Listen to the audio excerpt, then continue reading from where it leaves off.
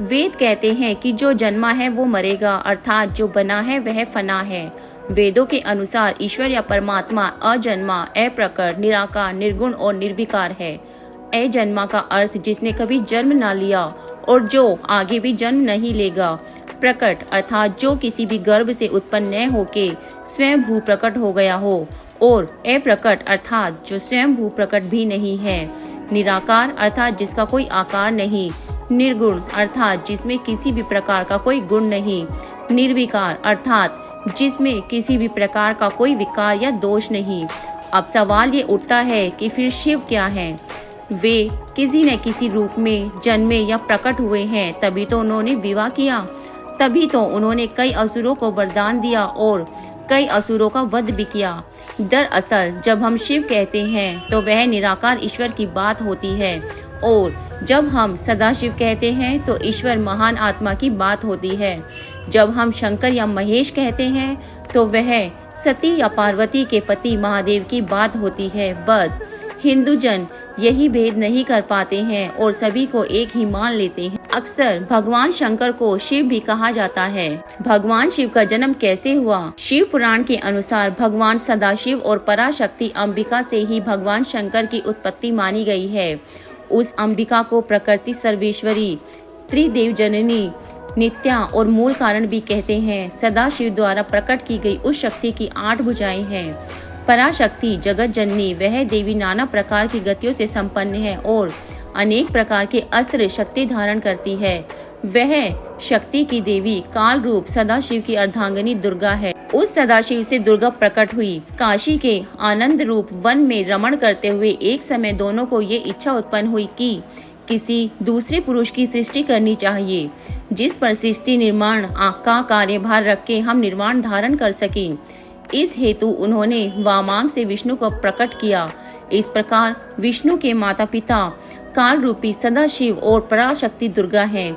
विष्णु को उत्पन्न करने के बाद सदाशिव और शक्ति ने पहले ही प्रयत्न करके ब्रह्मा जी को अपने दाहिने अंग से उत्पन्न किया है और तुरंत ही उन्हें विष्णु के नाभि कमल में डाल दिया। इस प्रकार उस कमल से पुत्र के रूप में हिरण्यगर्भ ब्रह्मा का जन्म हुआ। एक बार ब्रह्मा और विष्णु दोनों में सर्वोच्चता को लेकर लड़ाई हुई तो बीच में काल रूपी एक स्तंभ आके खड़ा हो गया। तब ज्योतिर्लिंग रूप काल ने कहा, पुत्रों, तुम दोनों ने तपस्या करके मुझसे सृष्टि और स्थिति नामक 2 कृत्य प्राप्त किए हैं। इसी प्रकार मेरे विभूति स्वरूप रुद्र और महेश्वर ने 2 अन्य उत्तम संहार, विनाश और अकृत्य मुझसे प्राप्त किए हैं, परंतु अनुग्रह नामक दूसरा कोई कृत्य पा नहीं सकता। रुद्र और महेश्वर दोनों ही अपने कृत्य को भूले नहीं हैं, इसलिए मैंने उनके लिए अपनी समानता प्रदान की है। सदाशिव कहते हैं, ये मेरे जैसे ही वाहन रखते हैं, मेरे जैसा ही वेश धरते हैं और मेरे जैसे ही इनके पास हथियार हैं। वे रूप, वेश, वाहन, आसन और कृत्य में मेरे ही समान है। अब यहाँ 7 आत्मा हो गई। ब्रह्मा से सदाशिव, सदाशिव से दुर्गा, सदाशिव दुर्गा से विष्णु, ब्रह्मा, रुद्र, महेश्वर।